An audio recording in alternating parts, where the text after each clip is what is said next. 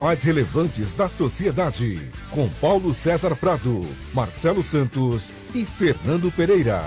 Programa inacreditável. Olá, seja muito bem-vindo a mais uma edição do programa inacreditável aqui na sua Vibe Mundial FM. Hoje aqui no estúdio com Fernando Pereira. Quem diria, hein, Fernandão? Voltou das férias? Voltei das férias, só perguntando o que aconteceu com o Fernandão. Tô de volta, hein, Paulinho? Hoje com uma presença, olha, muito legal, viu, no programa, viu, Paulinho? Sem dúvida, já vamos falar sobre ela. Primeiro apresentando mais um sumido, mais um faltante, Marcelo Santos. Marcelo Santos, sabe onde o Marcelo Santos tá? Não. Tá no quiosque da praia. Marcelo Santos, muito boa noite. Ô, pessoal, boa noite aí. Eu peço desculpa mais uma vez com a convidada e com vocês, meus irmãos aí, mas eu fui no dentista hoje, tá tudo acontecendo de ruim comigo. Aí eu que rachei um dente aí, entendeu? Aí tô com a boca inchada, eu não consigo falar, mas eu vou participar aí porque vocês são maravilhosos, a convidada com certeza é maravilhosa e estamos aí sempre unidos para ter um programa bom aí, viu? Obrigado. E o remédio, Marcelo, tá tomando direitinho, tá agressivo, que as últimas vezes que você participou aqui na rádio aqui, você tava muito agressivo, tá legal, tá tudo tranquilo, as enfermeiras estão do seu lado, como é que são as coisas? Estão do meu lado, tiraram a camisa de força, só tô andando os remédios agora, mas não tô em quiosque coisa nenhuma. Eu queria estar num quiosque em Angra dos Reis, mas não tô não, viu? Eu vou pra... Rachei o dente é o nome da pinga que ele tá tomando. Nós já estamos sabendo de tudo. Bom, o programa é inacreditável, vale sempre a pena lembrar. Nós cumprimos todas as normas da OMS, né? Estamos de máscara, passamos álcool em gel aqui no estúdio. E temos uma convidada. Convidada, com certeza maravilhosa. Então... Marcelo, pega leve, Marcelo. Cuidado. Marcelo, vamos lá. Nossa convidada é Suzana do Valmur, presidente do Sindicato dos Servidores Públicos Civis Federais da Polícia Federal do Estado de São Paulo. Advogada licenciada, Suzana, dentre diversas atribuições, representou o Brasil em missões internacionais, ocupando o cargo, inclusive, de agente da Interpol. Não é pouca coisa, hein? Suzana, muito boa noite. Boa noite. Paulinho, queria cumprimentar todos com muito boa noite aí e agradecer o convite, agradecer o Paulinho, o Marcelo Santos, o Fernando e melhoras, né, para o Marcelo. Você disse que ele está num quiosque agora, está em Santos. Tá disfarçando aqui da gente. Mas é um quiosque em Santos? Qual praia que ele foi? Deve ser lá perto da estivaria lá que ele trabalha, né? Acho que vai encontrar a torcida jovem do Santos. Tem jogo do Santos assim, mas a gente vai encontrar o pessoal da torcida jovem. Hein, pode ser, pode viu? ser. Na verdade, eu tenho, agora que eu soube o que a convidada faz, ainda bem que eu não fui, tá? Me prendia, pelo amor de Deus. Eu te alertei, ainda pega leve com as brincadeiras. Você não quis ouvir, pô? Bom, Suzana, o que te motivou a entrar na Polícia Federal, hein? Porque você é nova, você tem no máximo uns 20 e poucos anos. Obrigada. Não vou dizer a idade, né? Porque pra mulher não se pergunta a idade. Mas, enfim, não sou tão nova assim, não. Mas obrigada. Quando eu estava terminando a faculdade de Direito, né? Estava começando as operações, né? Tem uma repercussão grande das operações da Polícia Federal. E aí foi uma instituição que eu vi que estava fazendo alguma coisa assim para mudar o Brasil, para combater a corrupção, né? Não estava mais tolerando esse tipo de ação assim. E aí eu comecei a me interessar por isso. Aí eu quis fazer o concurso, né? Acabei deixando a advocacia para me dedicar para a polícia mesmo, né? E para a Polícia Federal, que era o que realmente foi um sonho assim que eu, enfim, foi uma inspiração aí por ver, né? Trabalhos que estavam sendo feitos e de qualidade. Aí eu quis fazer parte disso também. Ah, que legal. Fernando? A pergunta que eu faço assim, que você tem essa formação na PUC, né? Comentando assim, nos bastidores do programa, assim, tudo, né? Aí, no sentido de combater a corrupção, né? Qual a diferença que você pôde ver em relação à sua entrada e à corrupção hoje? Mas você diz assim, Internamente, externamente. Eu digo externamente, assim, que você decide de combater e tal, e como que você tem visto, né, a questão da corrupção, tanto no período que você começou a se interessar pelos estudos e como você tem visto hoje nesse sentido. Eu lembro que, assim, até você mencionou da PUC, né? Eu lembro que a gente fez alguns eventos contra a corrupção enquanto ainda era estudante, né? O Centro Acadêmico fez, acabei participando também. Mas teve bastante adesão, né? Tanto de alunos como de professores. Então já era uma vontade, assim, as pessoas já estavam cansadas, né? E na Polícia Federal foi, assim, a gente vê pelas operações aí dos últimos 20 anos que não teve passar a mão na cabeça, deixa isso para lá. É realmente cumprir a lei, né? E para todo mundo, não importa se é rico, se é pobre, está infringindo, está praticando corrupção, vai haver uma investigação enfim, procurar responsabilizar os culpados, né? E eu acho que assim, que a população parou de aceitar, né? De uma forma, digamos, passiva, porque parece que antes, rouba, mas faz. Mas não tem jeito mesmo, né? Jeitinho brasileiro, é sempre assim. E não se mexia muito, assim, não se via se contrapor mesmo, né? E eu acho que hoje ainda não é o ideal, né? Mas eu acho que isso já tem uma indignação da sociedade com relação a isso, e não uma indignação passiva, né? Acho que as pessoas hoje procuram denunciar, falar, né? Ninguém quer mais ficar calado e aceitando ou ver coisa errada, né? Antes de eu passar para o Marcelo, Suzana, você, quando almejou entrar na Polícia Federal, tinha esse objetivo de combate à corrupção. Quando você entrou, era o que você esperava? Você se decepcionou? Ou era melhor do que você esperava? Olha, eu acho que, assim, tem vários aspectos, né? Em alguns aspectos era melhor do que eu esperava, né? Em qual? Quando a gente entra, a primeira coisa que a gente tem que fazer é a academia de polícia, né? E você só se torna um policial depois que termina a academia. A Academia Nacional de Polícia, hoje que fica em Brasília, não perde para nenhum treinamento fora do país. Então, assim, isso me surpreendeu na época, porque que legal. Não achei que fosse essa qualidade técnica, né? E aí uma série de coisas realmente eu me surpreendi, né? As operações das pessoas interessadas em trabalhar, em cumprir sua função, enfim, em fazer parte daquela investigação e de uma forma correta, cumprindo sua função mesmo, em ter aquela incumbência da função, né? E uma coisa que eu acho que difere os policiais de outros servidores ou de outras pessoas assim particulares, comuns, é o dever da missão, né? Parece que depois que você se torna policial, parece que você incute dentro de si esse dever da missão, de cumprir sua missão, proteger a sociedade, ou a missão que você está recebendo ali. Parece que você tem que ir até o fim ali e dar o teu melhor. E isso dizem que também quando muitos policiais que deixam de ser policiais continuam com esse dever aí, parece que nunca mais abandonam, né? Então isso é um diferencial que tem, que eu também não conhecia, que isso daí eu me surpreendi, né? O que eu acho que talvez eu não imaginasse fosse burocracia mesmo, né? Que tem em todos os órgãos públicos e que às vezes atrapalha. Atravanca tudo, né? Atravanca muito o trabalho, a investigação. É né? muito mais fácil um jornalista às vezes conseguir um dado do que um policial, porque ele tem que pedir pro juiz, que pede para não sei quem, manda pro Ministério Público e volta, né? Sim, tem toda essa questão aí da investigação, que tem que ser uma coisa... regradinha, né? Toda regrada, né? Você tem... Aí os principais atos de uma investigação realmente passam pelo judiciário, né? Dependem de ordem judicial. Então, tudo isso burocratiza, com certeza, né?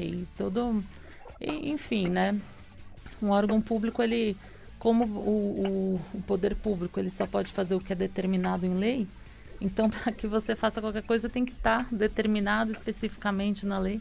Então, e você tem que cumprir todas aquelas instruções normativas, né? Não tem tanta liberdade de trabalho como se tem na iniciativa privada, né?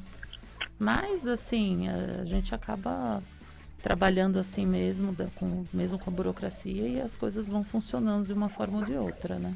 Marcelo Santos.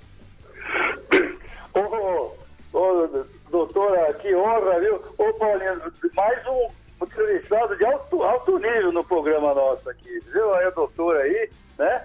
E olha só que legal que nós estamos... Eu sou... A doutora, sabe, tem 88 anos, mas na época que era jovenzinho, como o Brasil melhorou, as mulheres não tinham esse poder. Olha só, mulher poderosa, doutora, aí, Polícia Federal, tá certo?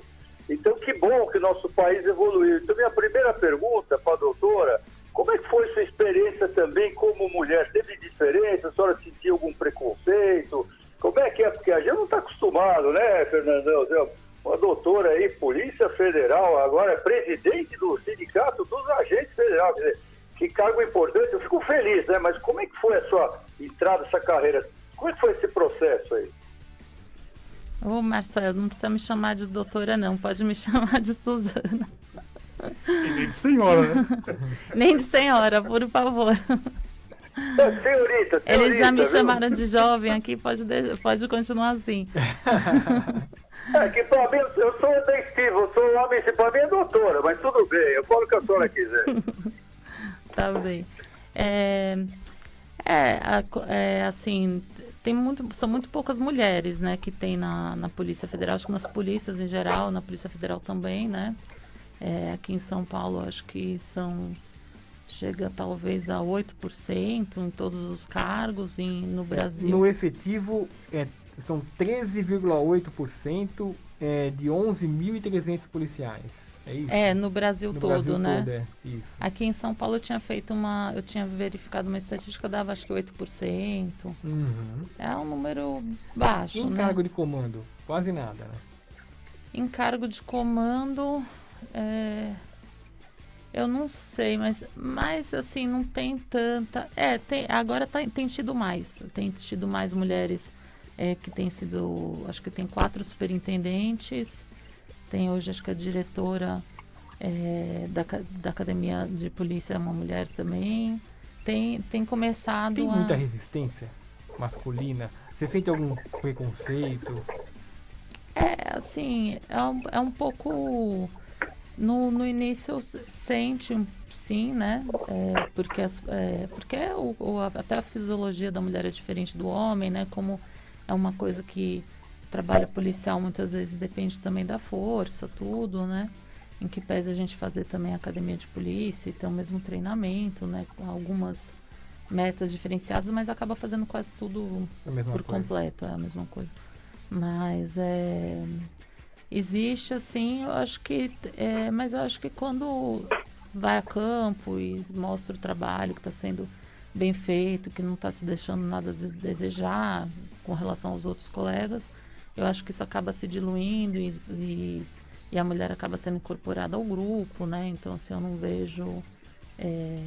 mas, assim, é um ambiente eminentemente masculino. Então, tem lugar que não tem banheiro feminino, né? Tem algumas coisas aí, porque não se pensou, porque não tem, né? Você imaginava isso, né? Hoje se pensa mais, se procura, né? Ter o espaço para mulher policial também, né? A Academia de Polícia tem se preocupado em colocar cursos específicos também para a mulher, em razão até da anatomia, né? Não que vá se deixar de treinar todo mundo em conjunto, mas alguns cursos, às vezes, para poder até igualar, né? Trazer aquela mulher que, a arma não conseguia encaixar porque a mão é menor, e aí tem um curso específico para que ela consiga acompanhar todo mundo e, enfim, esteja todo mundo no mesmo padrão, mas com treino de uma forma mais específica, né? Então, hoje tem sido mais constante essa preocupação também com as mulheres também dentro da polícia.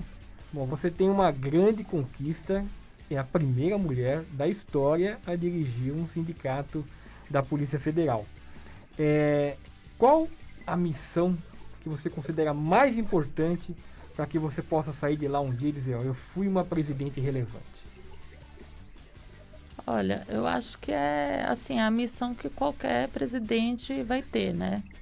Que é trazer a valorização para a categoria, né? Fazer as coisas da forma assim mais correta, mais transparente possível e realmente assim representar de fato a categoria, trazer uma representação forte, né? Trazer essa valorização que é tão difícil, porque assim, na sociedade mesmo, muitas vezes a polícia é mal vista, né? Às vezes, hoje em dia, até que a Polícia Federal está em alta em razão das operações aí que conseguiu fazer, tudo, mas é meio que uma exceção, né? Muitas vezes os policiais acabam não sendo bem vistos e muitos ali estão trabalhando, né? Todos praticamente estão, inclusive, colocando a própria vida em risco para poder cumprir a missão aí com a sociedade e tal. Então é dolorido quando está arriscando a vida e ainda depois ainda recebe um feedback negativo assim da sociedade. Então acho que é muito importante trazer a valorização, até porque com a valorização dos policiais você traz uma valorização da própria polícia, você traz um fortalecimento da instituição e uma melhora na segurança pública, né? Que eu acho que isso daí é o que mais estão se esperando. Todo mundo trabalha melhor, com certeza. Estimulado e com condições, porque não basta, não basta só o estímulo, tem que ter os equipamentos, tem que ter material, tem que ter até condições. Infraestrutura, né, para poder trabalhar melhor, né? Infraestrutura material e jurídica também, né? Uhum. Então, e o sindicato ele dá esse respaldo jurídico, né, para os policiais. E só queria te corrigir que eu sou a primeira presidente do sindicato de policiais federais em São Paulo. Em São Paulo, né? Tá. Tem mais 3 em outros estados aí, dos 27. Ah, não, fez muito bem de corrigir. Em relação à corrupção, né, em relação ao combate, né, como você tem visto a questão do Queiroz, né, uma pessoa que tem vários crimes de corrupção assim todo e de repente ele está em sua casa, e o caso da mulher dela, né, desculpa, da mulher do Queiroz, né, que ela estava de fugitiva, de repente uma prisão domiciliar. Como que você consegue ver isso, analisando de fora, em relação ao seu combate à corrupção? Então, o caso do Queiroz é um caso que tem um processo em andamento, né? Eu preferia não me manifestar especificamente, porque como tem esse processo que a gente não sabe o que não tive acesso nem ao processo e nem sei o que vai desenrolar dessas investigações. Mas eu acho que o recado é que a Polícia Federal ela vai sempre agir da mesma forma para qualquer pessoa, né? Então, assim, você tendo, enfim, qualquer irregularidade que for verificada nesse caso, mesmo que seja ligado a alguma autoridade, alta autoridade e tudo, a um senador, etc. e tal, a Polícia Federal já provou que não vai deixar de agir por conta disso, né? Então, acho que isso é importante, assim, a gente pontuar, né? Marcelo Santos. Então, eu queria voltar um pouquinho essa coisa. Eu estou feliz que a senhora disse de vencer as dificuldades, né? Então, eu tenho 2 perguntas. É o seguinte: a senhora disse que tem um certo preconceito, que mudou. Isso, digamos, eu sei que a senhora é bem jovem, né? Mas, digamos, no começo da carreira, que era mais jovem, era mais intenso que hoje em dia. Hoje em dia, digamos, uma moça que começasse hoje ia ter menos preconceito dentro da corporação? Isso é uma pergunta. Ou seja, será que o bandido tem até mais medo de uma mulher, quando ela é da Polícia Federal, tem um revólver, está numa ação, do que um homem? Porém, é o homem da corporação que não leva tão a sério? Será que, de repente, o colega que devia levar a sério não está levando tanto? Mas o bandido até, poxa, se é mulher, de repente, em vez de achar que é mais fraca, será que não é o contrário, de achar que é mais forte? O que a senhora sentiu na sua vivência disso? Olha, eu acho que mulher que é policial tem fama de ser brava, né? Vários colegas policiais chegam pra mim e falam: me falaram que eu sou brava, não sei o que. Eu falei: vamos sempre falar. Você é policial mulher tem essa fama de ser brava mesmo. Ela, mas eu não sou. Bom, policial acaba ficando assim. Aí até os colegas ficam achando também: nossa, essa mulher aí, policial, muito brava. Mas eu acho que, assim, em trabalho operacional, né, que você vai para uma operação, que vai para a rua, tudo, eu acho que a mulher policial, ela pode até, num primeiro momento, ser vista até como um alvo para ele querer tomar o armamento, né? Enfim, se ele for querer se insurgir, aí provavelmente ele vai querer se insurgir em cima de uma mulher que aparentemente tem menos força física, né? Na maioria das vezes sim, mas nem sempre. Então, acaba que tem que trabalhar com uma forma mais, seguir corretamente todos os procedimentos, né? Então, tem que ter mais cuidado. Acho que a mulher acaba sendo mais rígida nessa situação, porque ela também sabe que ela pode ser um alvo mais fácil aí para sofrer alguma reviravolta aí. Então, eu acho que isso já ouvi também relatos de várias colegas, tudo, né? E que até o pessoal se surpreendeu com as atitudes, porque não se esperava, mas às vezes, digamos, a mulher acaba tendo que ficar mais ligada, né? Não pode... Que uma coisa que a gente no trabalho policial fala é que as coisas vão caindo na rotina, né? Que aí você vai deixando de fazer todos os procedimentos completos e é nessa hora que os erros acontecem. Então, que a mulher já sabe que ela está numa situação mais delicada ali, ela acaba tendo que Tá sempre atenta. estar né? mais atenta, né? É o que eu... Eu falo por mim, os seus outros, mas eu teria muito mais medo de uma mulher aí, uma policial feminina numa ação, com arma na mão, se eu fosse claro, eu não sou, graças a Deus, mas se eu fosse o bandido assim, em cima de mim, do que do homem, por mais forte que fosse, porque acho que as mulheres são sempre muito sérias, competentes, levam tudo. O pessoal não tem essa visão, justamente do contrário. Vou dar um exemplo.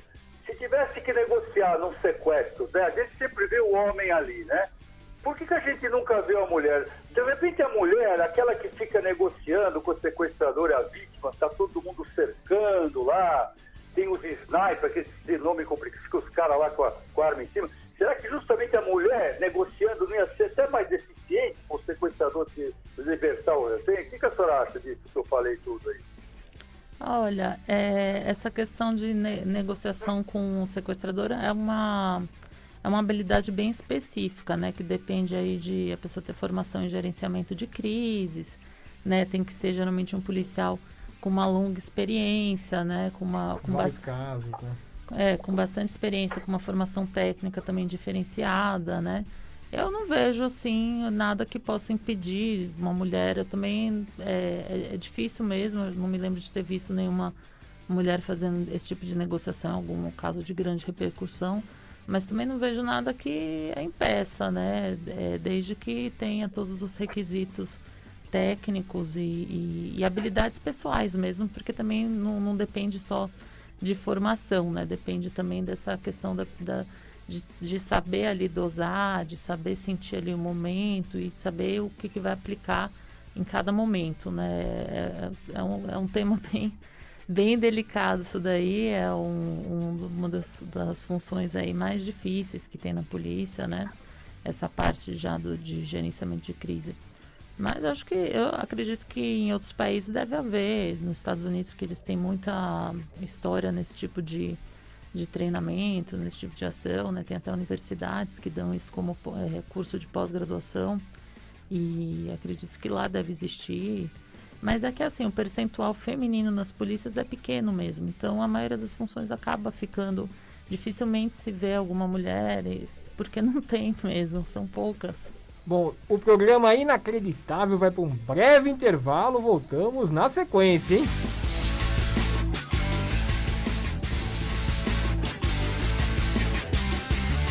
Estamos de volta, hein? Estamos de volta, programa Inacreditável aqui na sua Vibe Mundial FM, com Suzana do Valmor, respondendo tudo aqui, hein? Respondendo tudo. E agora ela vai ter uma pergunta aqui um pouquinho indigesta, não muito, um pouquinho. No episódio que culminou com a queda do ministro Sérgio Moro, ficou meio que explícito o desejo do presidente Bolsonaro de interferir no comando da Polícia Federal. O que quer saber é o seguinte: há margem de fato para que isso um dia possa acontecer? Alguém, um presidente da República, seja ele qual for, não precisa ser o Bolsonaro, dele tomar o comando das operações da Polícia Federal, o sistema interno da Polícia Federal permitiria isso? Então, atualmente, pela legislação, né, isso não seria possível. Então, se tivesse qualquer coisa nesse sentido, estaria infringindo mesmo porque atualmente os inquéritos são sigilosos, né? Não é permitido a pessoas que não estão trabalhando efetivamente naquele inquérito ter acesso às informações do inquérito, né? Com exceção das partes dos atos que já ocorreram, né? Até porque atos que ainda que estão para acontecer, existe essa proteção até para que não atrapalhe a investigação, né? E pela legislação atual e pela formatação que hoje a Polícia Federal tem, seria muito difícil, né? As tentativas ocorrem de todos os lados e que caso se efetivem, né, tem que haver punição para tanto, mas assim, pela própria formatação que hoje se tem das investigações, fica muito difícil haver assim uma interferência de um outro agente que esteja fora da Polícia Federal, que esteja fora do órgão, né? Não que não seja impossível, porque crimes acontecem, né? Sim. Isso daí seria até um crime, mas pela própria formatação da qualidade dos agentes que ocupam os inquéritos hoje vão para o judiciário, né? São acompanhados pelo judiciário, então as principais atos necessitam, em geral, de ordem judicial. Existe um controle também do Ministério Público. Então, isso tudo passa pelo Ministério Público, passa pelo Judiciário, que faz esse controle também dentro dos inquéritos policiais. E, a não ser que, qualquer coisa nesse sentido ficaria muito evidente, né? Então, eu acredito que... Em acontecendo, qual o comportamento que o policial federal tem que ter? Ele pode dar voz de prisão para um chefe dele? Ele pode se recusar, né, a cumprir A ordem que é ilegal. Manifestamente ilegal. Tá. E também pode denunciar aos meios responsáveis, né? O próprio Isso é Ministério importante. Público, até os próprios setores internos da Polícia Federal. Existem setores aí que recebem denúncias dos próprios policiais, né? De crimes que envolvam os policiais, que envolvam policiais federais. Mas existe meios, né, de se coibir esse tipo de abuso. Fernando. Em relação ao abuso, né, que teve um episódio no final de semana agora que um policial, né, ele atirou nas costas, né, de um pai de família que estava com uma criança no colo assim. Nos tudo, Estados né? Unidos. Nos Estados Unidos, aliás. Aliás, foram 7 tiros na 7 frente. Você chegou a ver tiros, o vídeo? Era um senhor, um senhor negro, ele estava entrando no carro com os filhos, o policial foi abordar ele nos Estados Unidos, ele não obedeceu, entrou no carro e tomou 7 tiros nas costas. Com a câmera pegando, coisa de louco assim, né? A pergunta que eu ia fazer em relação a isso também, que o Paulinho acrescentou, né? É que são duas coisas. A primeira, né? Como que é visto isso na polícia? Por que não em muitos casos não há punição, né? Em alguns casos, né? Queria ver por que não há punição nesse sentido, né? Conseguir tirar uma vida de uma pessoa tal, né? E às vezes não acontece nada. A outra, em cima disso, como o Paulinho falou assim, que era um negro, assim, 90% das pessoas assim, que estão no presídio, assim, são brancos, né? E negros. Tem racismo em relação a isso? Você consegue enxergar o racismo? E como que isso acontece? Que, por exemplo, 90% negros e brancos, tal, negros e pobres, né? Por que sempre negros e pobres, assim, nesse sentido? É um tipo de racismo, você consegue enxergar? Até no direito existem várias teorias aí para poder explicar isso, né? Tem a teoria da seletividade, que se vai selecionando justamente quem é mais fraco na sociedade, enfim. É mais fácil, então os próprios órgãos, de uma forma, acabam fazendo essa própria seleção. Mas eu acredito, assim, que o preconceito ele está em toda a sociedade, né? Não é na polícia só. É cultural, né? É cultural. Então, acaba que fica muito evidente na polícia, porque a polícia é o órgão repressor do Estado. Mas o preconceito ele não vem da polícia, né? Ele vem de tudo. A polícia ela só está representando ali o Estado que representa a sociedade, né? Num Estado democrático de direito.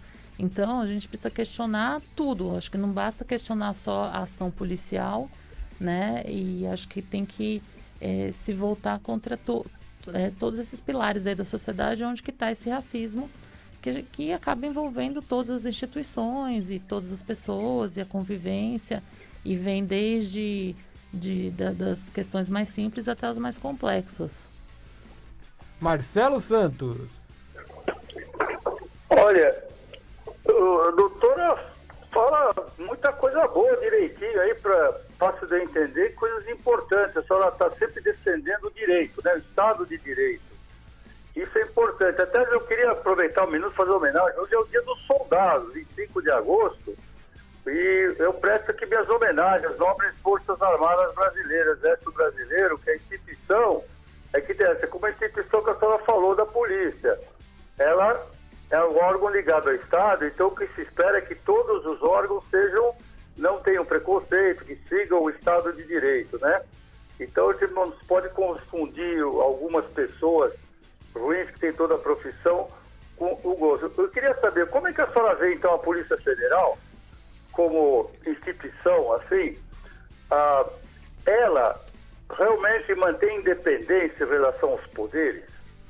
Ela realmente mantém o respeito da lei? Explica pra gente por que todas essas prisões que têm saído esses anos de corrupção, é sempre a Polícia Federal que está lá, de preto, assim, sempre tem mulher também, que boa, dos revólver e tal, que prende essas pessoas esses anos todos, né?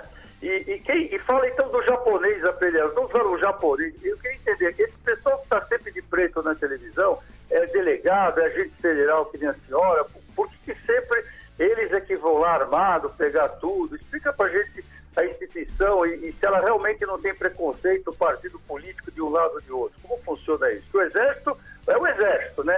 Pode ter militares de lado ou de outro, mas o Exército ele é neutro, ele defende o Estado de Direito. Como é que a Polícia Federal, a senhora sente estando dentro da instituição? A Polícia Federal é uma instituição, né, que é formada por pessoas, as pessoas, cada um tem seus valores, tudo, mas ela tem uma função, como eu mencionei no início, né? Cada um veste ali a função, a missão que tem, que se sente incumbido naquela função de proteger a sociedade, de cumprir a lei, né, no cumprimento da lei, e assim, os valores eles têm que ser seguidos de acordo com essa lei, de acordo com a lei vigente no país. Ninguém pode deixar de cumprir a lei porque acredita que aquela pessoa não é culpada, sendo que há provas naquele sentido, sendo que há uma ordem judicial determinando o cumprimento de um mandado de prisão, de uma determinada ordem. Então, acaba que existe um corpo que pensa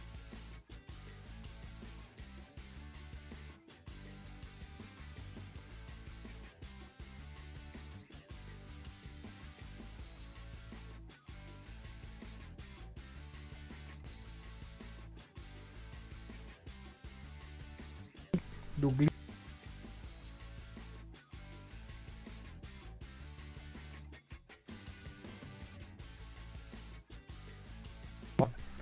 tanto como também do Ministério Público. Na sua opinião, a Polícia Federal ultrapassou os limites da lei, você observando essa reportagem? O problema é que essa... como que você chamou? Operação Vaza Jato? Isso, que foi denominada, né? Pela imprensa Vaza Jato. Esses áudios, todas essas gravações que foram feitas, não foram feitas aí sobre uma técnica enfim, não foram feitas ali com autorização judicial, com todas as proteções aí necessárias para se fazer uma investigação, né? Como você mesmo falou, que para um jornalista é muito mais fácil, não estou dizendo que não seja verdade ou... Mas em sendo verdade? Em sendo verdade...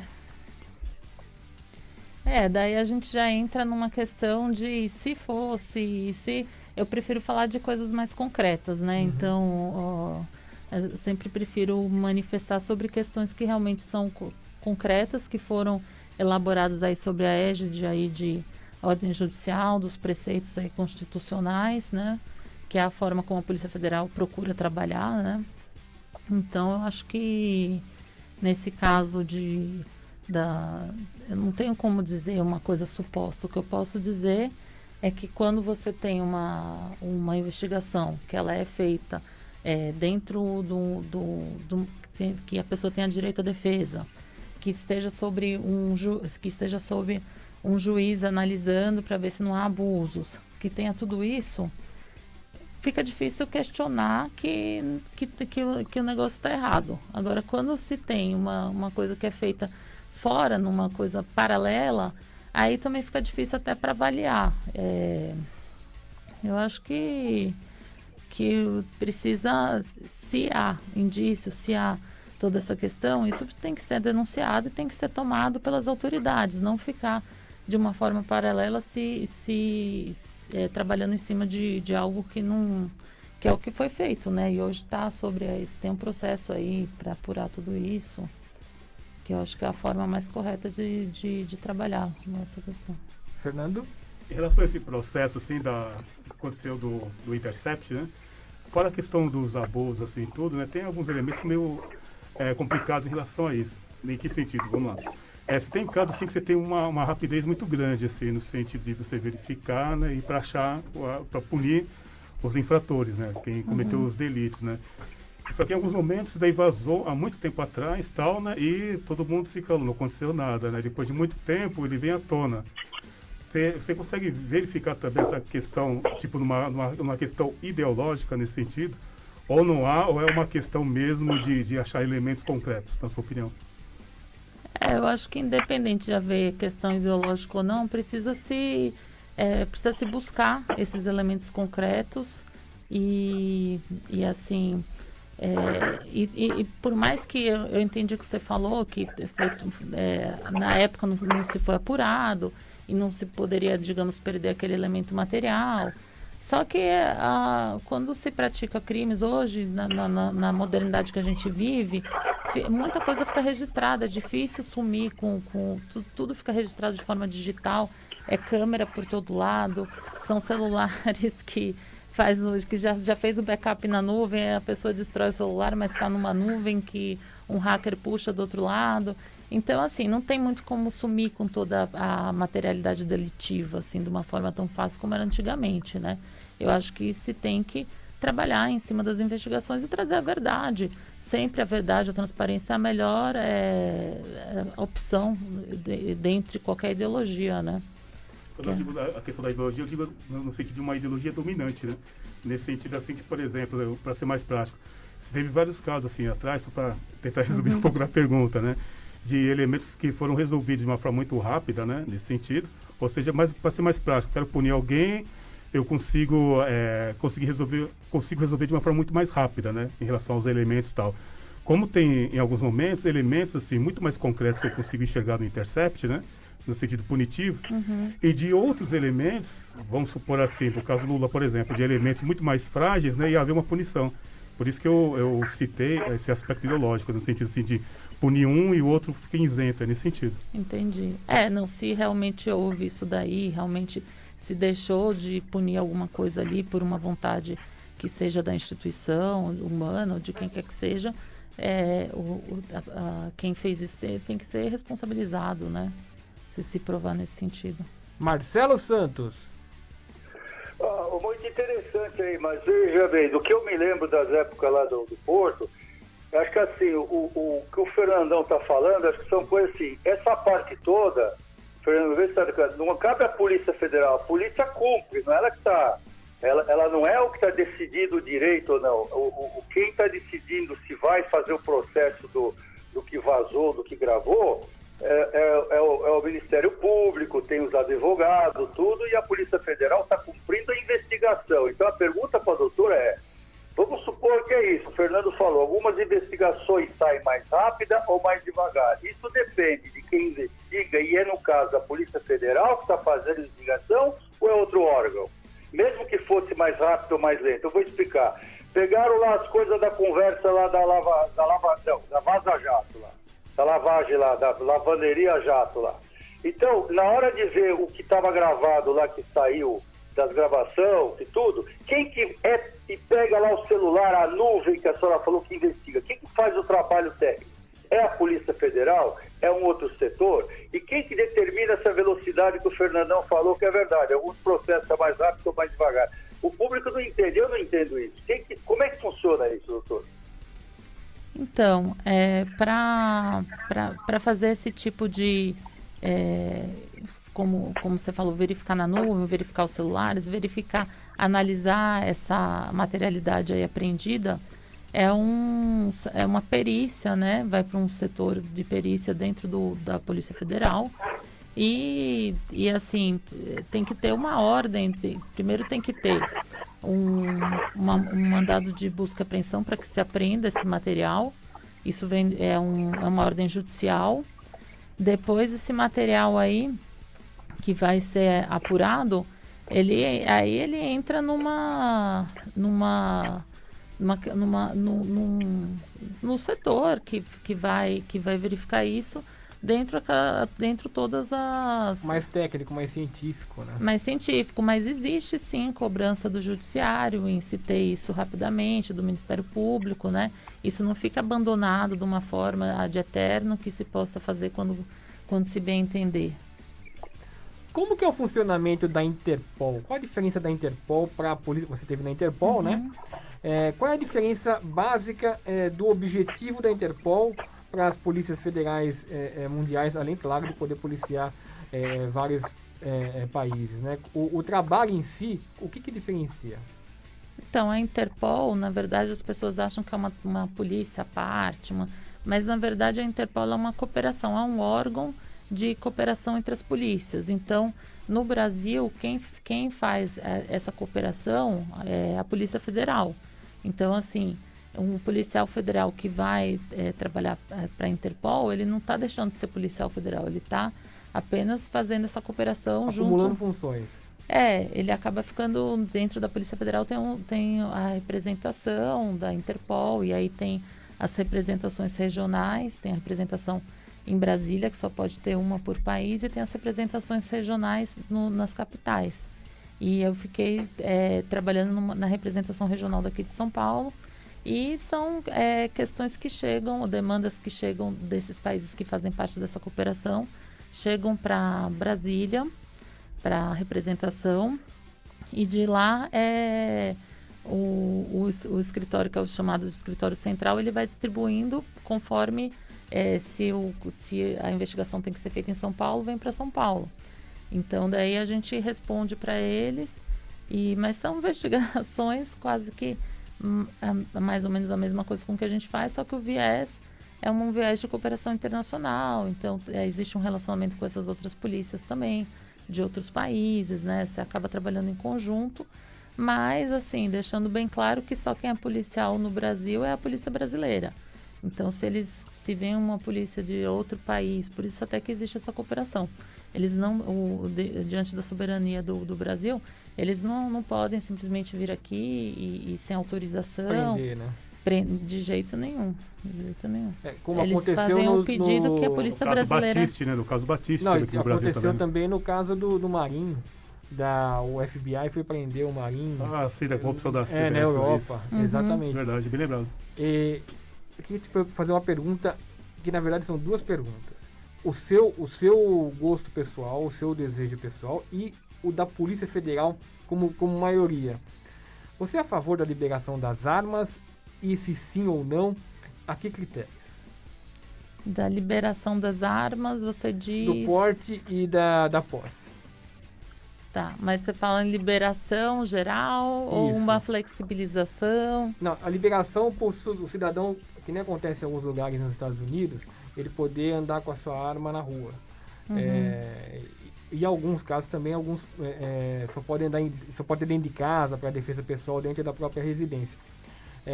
Eu queria saber em que critérios que você seria favorável ou desfavorável, e se a Polícia Federal tem um entendimento do pessoal da Polícia Federal sobre isso. Certo. Eu vejo que, acho que não tenho certeza se eu posso dizer a maioria, Mas eu vejo que muitos policiais assim que trabalham na área operacional, eles são mais a favor da flexibilização, Tá. né? Porque chegou-se num momento que até para os policiais estava muito difícil. Mas até que limite? Então, flexibilização não é liberação total, né? Tá. Então, é bem dividido, é um assunto que é super polêmico, né? Não só dentro das polícias, mas é um assunto bem dividido, porque arma de fogo, assim, é algo... Eu sou Uma responsabilidade é uma imensa, né? não pode cair nas mãos erradas, né? Uhum. Então, às vezes, uma liberação geral, sem critério, é uma loucura, né? Tem que ter um critério, que é um critério técnico, e um critério psicológico. Porque a arma de fogo não é perigoso desde que esteja na mão de uma pessoa psicologicamente equilibrada e que siga as regras de segurança, que tenha um mínimo de técnica relativo à regra de segurança, que não vá infringir regras de segurança e causando acidentes. Então, assim, para que haja qualquer liberação ou flexibilização ou qualquer coisa, tem que ter um cumprimento rígido desses dois critérios, que é esse critério psicológico e o critério tem que ser avaliado isso. Então, quem for portar, qualquer pessoa, seja policial, seja o cidadão comum, qualquer um que for portar, precisa estar no perfeito estado psicológico e ter todas as garantias de que na vida pregressa nunca foi uma pessoa que cometeu ilícito, todo esse tipo de coisa. Além da questão da vida pregressa, também ter o equilíbrio mental, né? Não ter nenhuma doença aí psicológica que possa fazer com que a pessoa tenha alucinações ou qualquer coisa assim, ou que a pessoa seja uma pessoa estourada que de repente resolva reagir de momento. E a questão da capacidade técnica. Agora, isso daí tem que ter condições de avaliar, para que essas pessoas que querem retirar que querem ter o porte, precisa ter isso avaliado, é uma segurança para todo mundo. Pessoalmente, você, nessa avaliação que a maioria do pessoal da Polícia Federal que você conhece, nesse sentido, nesse tipo de flexibilização? Eu não digo nem a maioria, eu digo assim... As pessoas que você conhece que são mais ligadas às armas, procuram uma flexibilização, porque teve um momento aí, não foi o tempo todo, mas que tinha dificuldade até do próprio policial conseguir comprar munição para treino, né? Teve momentos aí que ficou assim, que ficou rígido demais e aí fica até um desequilíbrio para que possa trabalhar, né? Agora...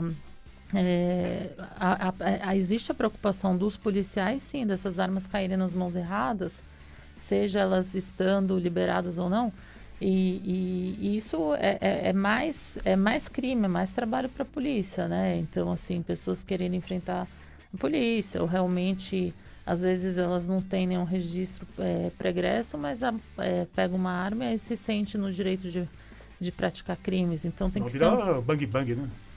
Tem que ser um critério bem, bem rígido. Mas não digo que seja a maioria que seja a favor, não, porque é bem dividido mesmo, né? Até por conta disso daí, que é uma questão que vai dificultar até a abordagem para os policiais fazerem as abordagens, sabendo que qualquer cidadão pode estar armado, então às vezes ele está bêbado. Como é que um policial vai abordar um bêbado que está armado? Mesmo ele não sendo bandido, às vezes ele tenta reagir àquela abordagem, né? É uma coisa que vai criar mais risco. Marcelo Santos, está na hora de se despedir, o programa Inacreditável vai acabar. Então, eu tô fascinado, doutora poderosa, internacional, olha aí, eu vou fazer uma última pergunta. Não dá tempo. Ah, bom. Se então, despede. Tá bom, eu só quero me despedir, é um prazer, queria conhecer o dia a senhora pessoalmente. E eu me sinto mais protegido com gente que nem a senhora aí, viu? Parabéns, obrigado pela oportunidade. Doutora, muito obrigado pela presença, foi ótimo. Obrigada, eu que agradeço. Doutora, muito obrigado, sensacional, parabéns, viu? Bom, antes de me despedir, eu quero deixar aqui uma pergunta pro Mito. Presidente Bolsonaro, por que sua esposa recebeu 89 mil reais do Fabrício Queiroz? Até terça!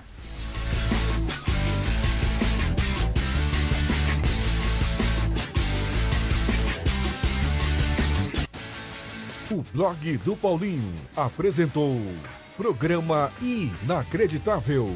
Um bate-papo sobre os temas mais relevantes da sociedade. Com Paulo César Prado, Marcelo Santos e Fernando Pereira. Programa Inacreditável.